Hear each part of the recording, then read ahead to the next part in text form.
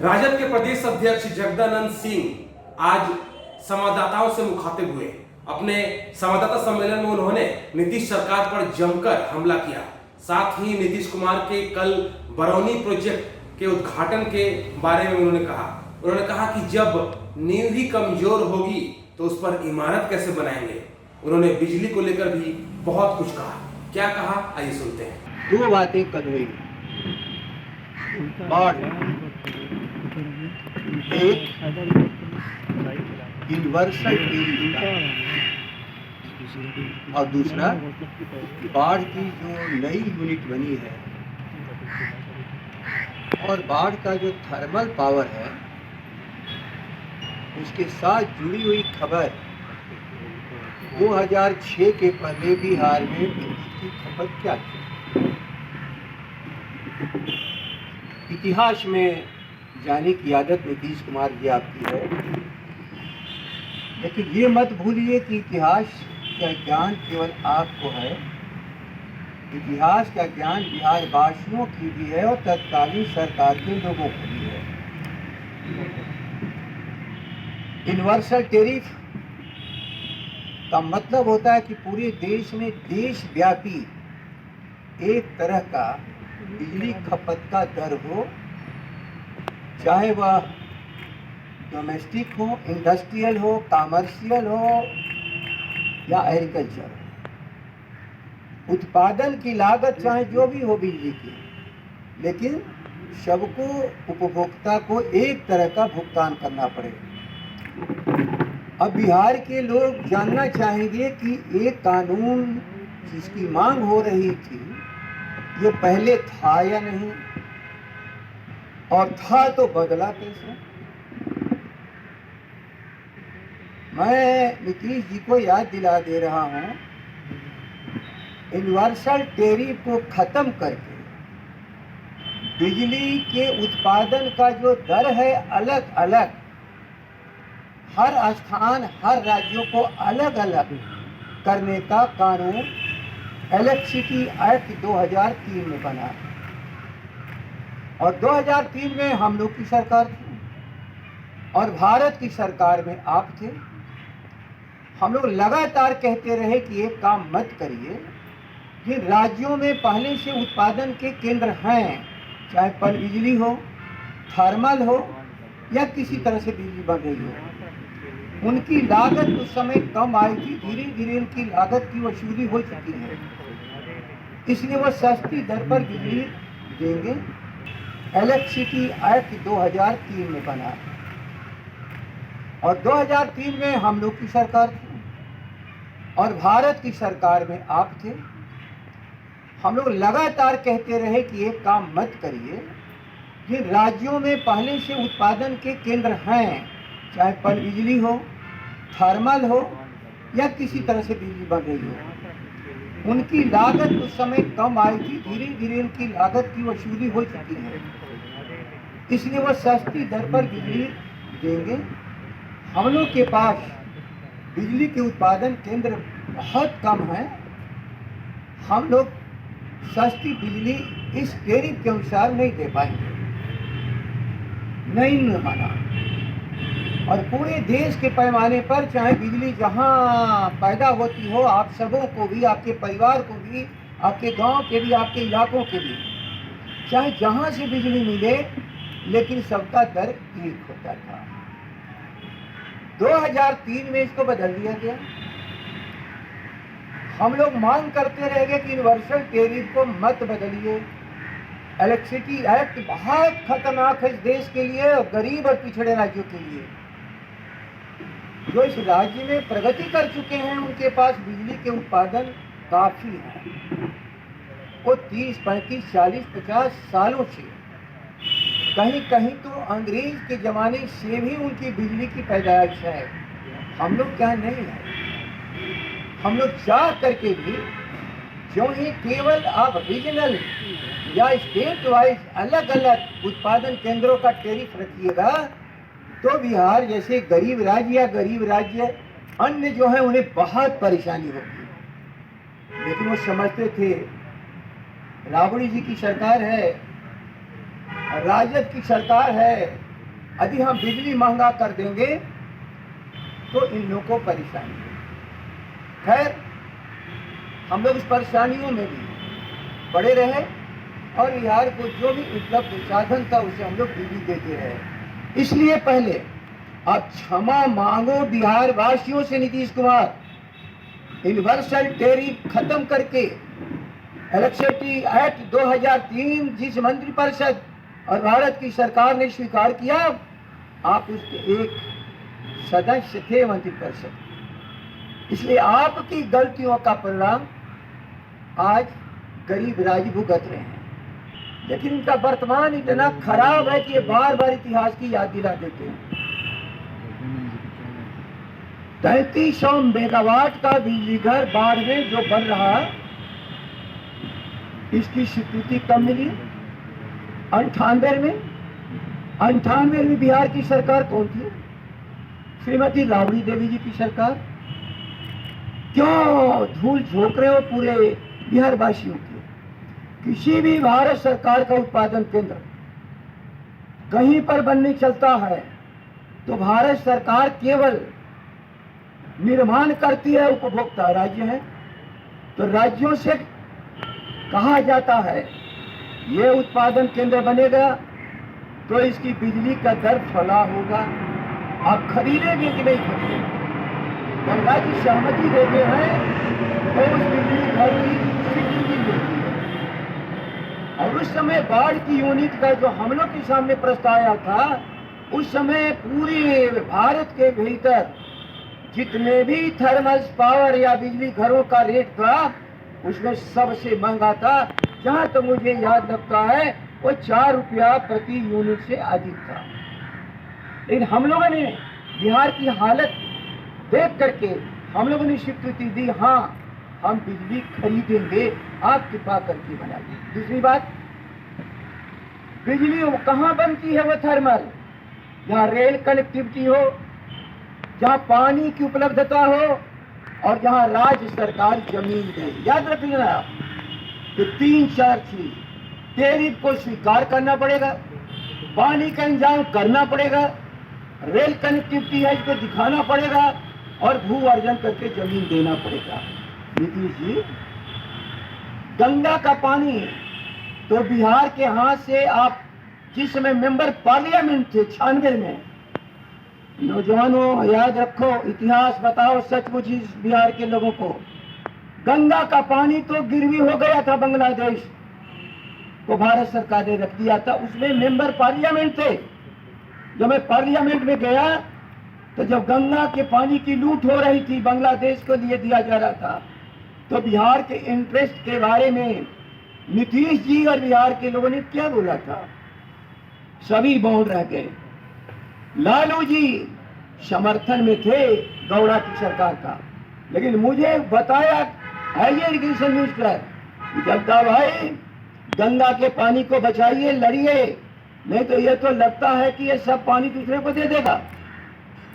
हम लोग लड़ाई लड़े, गंगा का पानी बचाए।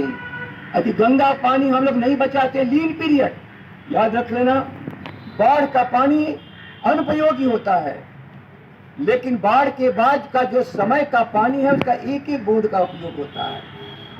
और गंगा का पानी यदि हमारे पास ना हो तो इस गंगा बेसिन में रहने वाला बिहार भूखों मर जाएगा, अभाव को झेलेगा, कोई इंडस्ट्री नहीं आ पाएगी, कोई बिजली घर नहीं बन पाता, हर तरह की समस्या बिहार झेलता।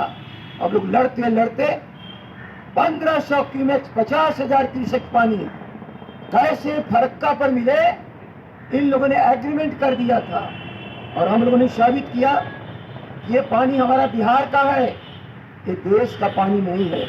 देश का पानी तो बक्सर में खत्म हो जाता है, लेकिन ये पानी है कहाँ का? गंडक का, बूढ़ी गंडक का, कोसी का, महानंदा का, बागमती का, ये हमारा पानी है। और तब जाकर के हमारी पानी की रक्षा हुई थी और हमें पत्र मिला था कि नहीं, बिहार के पानी को हम उपयोग करने से नहीं रोकेंगे। लेकिन नीतीश जी आपने तो एक जबान नहीं खोला। अब बोलिए, जब आया इस थर्मल के स्वीकृति के लिए अड़ंगा लगा रही थी भारत सरकार, सारा हिसाब किताब करके मित्रों, बिहार की जनता से मैं बताना चाहता हूं, दुनिया में खाली चेक देने की हिम्मत किसी की नहीं होती है, लेकिन बिहार को बिजली की खपत हमें बढ़ानी थी और बिजली की कमी हम महसूस कर रहे थे। मेरा पत्र है, रिकॉर्ड में नीतीश जी निकालो। मैंने कहा केवल बाढ़ के थर्मल के लिए नहीं, बिहार में जहां भी बिजली आप लगाओगे, एक मुफ्त पानी की वादा हम आज बिहार की सरकार की तरफ से कर रहे हैं। एक मुफ्त ब्लैंकेट चेक, जो भी थर्मल लगाओगे हम बिहार का अपने हिस्से का पानी देंगे। है हिम्मत किसी राज्य को, किसी व्यक्ति को? ये राबड़ी जी की सरकार, राष्ट्रीय जनता दल की सरकार, बिहार के हितों को देखने वाली सरकार, बिहार के करोड़ करोड़ की आकांक्षाओं को पूरा करने के लिए हम लोगों ने ब्लैंकेट चेक दिया था और तब जाकर के जमीन का अधिग्रहण हमने किया। भारत सरकार की हैसियत नहीं है, हमने किया। हाँ, आपने पैसा दिया, लेकिन जरा हमने किया। इसलिए इतिहास पर मत जाइए, इतिहास बहुत आपका कलंकित है। गंगा का पानी लूटा जा रहा था, बैठे थे। थर्मल पावर बिहार में लगेगा, लेकिन इतना इसका डर होगा कि बिहार सरकार नकार देगी। हम लोगों ने नहीं नकारा। बिहार के हितों के लिए चाहे जिस दर पर भी बिजली मिले हम लोग लेंगे। 2003 आते आते आपने एक नया दर ऐसा बना दिया कि आज बिहार पीड़ित है। क्यों नहीं बिहार को बना रहे हैं? हम 700 मेगावाट बिजली देते थे, लेकिन इसमें 80% हमारा उत्पादन था। आज 6000 मेगावाट बिजली आप खरीद रहे हैं, 1-0 है आपका उत्पादन। हिंदुस्तान का अकेला राज्य है बिहार जिसके पास उत्पादन 0 है। बिहार की जनता को जानना चाहिए। वारे नीतीश कुमार, हमारे जो थर्मल थे आपने उसको बेच दिया, बिक्री कर दिया। काटी को, बरौनी को आपने बिक्री कर दिया। इसलिए आप अपनी पीठ मत ठोकिए। आपने मेहनत क्या किया? टाल का इलाका, जिस टाल के नाम पर आप लोकसभा में गए, टाल के इंतजाम के लिए राबड़ी जी की सरकार, जिसके मंत्री थे जगदानंद, टाल के इंतजाम जहां हमने छोड़ा उसमें क्या आप 1 इंच आगे बढ़ पाए? जिस टाल ने आपको इतना बड़ा महत्वपूर्ण बनाया, उस टाल को तो आप भूल गए। अब बिहार को क्या बनाइएगा? लेकिन कल आपने इतिहास को कुरेदा है। कृपया कर इतिहास को मत कुरेदा करिए। और मैं आपसे कहना चाहता हूं, कई चीजें बड़ी दुखदाई हैं जो आपके लिए संकट खड़ा कर देंगी। आपने ये भी कह दिया, कल कितनी सड़कें बनी थी। जब आप सरकार में थे तो बिहार को 200 किलोमीटर सड़क मिली थी, याद रख लेना। और जब लालू जी सरकार में थे, जब राजग सरकार में आई 2004 में, रघुवंश बाबू, स्वर्गीय रघुवंश बाबू जिसके ग्रामीण विकास मंत्री थे, एक मुश्त 5000 किलोमीटर बिहार को सड़क दिया। और उसी यूपीए की सरकार ने जो 5-6 चीजों के लिए, पिछड़े इलाके के लिए किया, इस देश के लिए जो पिछड़ापन, rural road connectivity, rural drinking water, rural electrification, rural health mission और आपकी शिक्षा, इस में जहां भी भारत का जो इलाका पिछड़ा है उसको बराबरी पर लाने के लिए योजनाएं बनी। और तब हम जब बिजली मंत्री थे, मैं 3 बार बिजली मंत्री बिहार का रह चुका हूं, याद रख लीजिए, 40 करोड़ रुपया हमारा आरईसी का कर्ज था। हम लोग नहीं चुकता कर पाए, इसलिए कर्ज भी हमको नहीं मिला। भारत सरकार की नीति थी उस समय कि कर्ज पर लेना हो तो आप पैसा ले लो, अपना काम करो। राज्य को काम था बिजली देना। रूरल कनेक्टिविटी, इलेक्ट्रिफिकेशन भी आई। जब भारत सरकार ने नियम बनाया तब हमारे ग्रामीण इलाके में बिजली जाने लगे। ये क्यों नहीं बता रहे हो? जितना आजादी के बाद 2005 तक भारत सरकार का कंट्रीब्यूशन समय समय पर मिला, सभी जोड़ करके आज भारत सरकार के खजाने से 1 साल में आपको पैसा आ रहा है। आप पीठ अपना ठोक रहे हो। आपका क्या कंट्रीब्यूशन है? क्या कंट्रीब्यूशन है? राजस्व 100 रुपये में 22 रुपया हम वसूलते थे। आज भी 100 रुपया में कभी 20 कभी 21 रुपया आप वसूलते हो। यही है राजस्व का आपका कंट्रीब्यूशन। कहीं से बिहार को आगे आप नहीं ले जा चुके। लेकिन जब वर्तमान नीति आयोग कहता है कि आप फिसड्डी हो, तो इतिहास में चले जाते हो। जब अपनी पीठ थपथपाना हो तो फिर इतिहास में चले जाते हो। लेकिन इतिहास को याद रख लीजिए, इतिहास कभी आपको माफ नहीं करेगा। इस बिहार का, बिहार को आपने 3 चीजों में नुकसान पहुंचाया। स्पेशल स्टेटस नहीं होने दिया। आप नीतीश कुमार, आप स्पेशल स्टेटस नहीं होने दिया। जब हम पार्लियामेंट में हमारे के मेंबर भारत की सरकार से खजाने में अपनी हिस्सा मांगते थे, तो सारे पार्लियामेंट के प्रोसीडिंग में है, इनके सारे मेंबर खड़ा होकर के कहते थे बिहार को पैसा देने की क्या जरूरत, आपने हमें हिस्सा नहीं मिलने दिया। और यूनिवर्सल टैरिफ को खत्म करके आपने जो अवेलेबिलिटी ऑफ द पावर, समय का और जो हमारे उत्पादन के केंद्र हैं उनकी अलग अलग टैरिफ बन गई। इसके पाप तो आपके जिम्मे है और इसी का नतीजा है। मैं दूसरे विषय पे नहीं जा रहा हूं। कल आपने किस इतिहास को कुरेदा है हिम्मत तो जवाब दे दीजिए कैटेगरी वाइज। इस तीनों के गुनाहगार आपके सिवा है कोई? एक भी यूनिट का उत्पादन नहीं करने वाला मुख्यमंत्री इस बिहार में अभी फिर थपथपा रहा है। बाजार से खरीद कर जिसके घर पड़ती हो और अनाज खाता हो उसको निकम्मा कहा जाता है। पानी हमारे पास, रेल भी हमारे पास, जमीन भी हमारे पास और नियरेस्ट पॉइंट पर हमारा कोल भी अवेलेबल है। फिर आज भी सबसे कम बिजली इस बिहार में बन रही है। और अंतिम चीज, हम ईस्टर्न ग्रिड के पास हैं। आप सभी नौजवान समझ लो, पत्रकार, हम ईस्टर्न ग्रिड के पास हैं।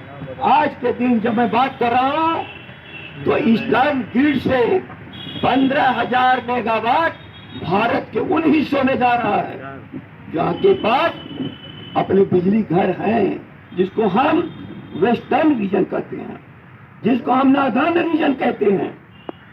और हम लोग को तो अफसोस है कि ये जो पनबिजली हमारी बन रही है भूटान के तरफ, उस बिजली को भी बिल्कुल डायरेक्ट दिल्ली लेकर के लोग जाते हैं। सबसे सस्ती बिजली भूटान की पनबिजली बहुत छोटा अंश हमको मिलता है। कौन है दोषी इसका? किसकी जिम्मेवारी पर रह जाएगा? इसलिए राज्य की जनता को भ्रम मत पैदा करिए। सचमुच बिहार का नौजवान धीरे धीरे समझ रहा है उसकी बेरोजगारी के कारण, बिहार के पिछड़ेपन कारण, उसकी शिक्षा में गिरावट के कारण, उसके स्वास्थ्य दवाई में जो ह्यूमन इंडेक्स है इसमें गिरावट के कारण, सभी क्षेत्रों में पिछड़ने के कारण आप नीतीश कुमार हो और आज की वर्तमान सरकार हो। इसलिए कृपया करके अफवाह मत फैलाओ, इतिहास का सबक लो और इतिहास के नाम पर वर्तमान को कुर्सी मत करो। अगर आपने अभी तक हमारे चैनल को सब्सक्राइब नहीं किया है तो तमाम और खबरों के लिए हमारे चैनल को सब्सक्राइब करें और देखते रहें आंखें न्यूज़ 24, नजर हर खबर पर। क्या आप पत्रकारिता के क्षेत्र में अपना कैरियर बनाना चाहते हैं? तो आज ही Royal Ashoka Institute of Mass Communication and Journalism में अपनी जगह सुनिश्चित करें। आर्यभट्ट ज्ञान विश्वविद्यालय पटना से मान्यता प्राप्त 100% प्लेसमेंट के साथ royal Ashoka Institute of Mass Communication and journalism नामांकन जारी है। हमारा पता है DS/16 गायत्री मंदिर के समीप, कंकड़ बाग, पटना 8,20,000। आप हमें संपर्क भी कर सकते हैं। हमारा मोबाइल नंबर है 9955456126।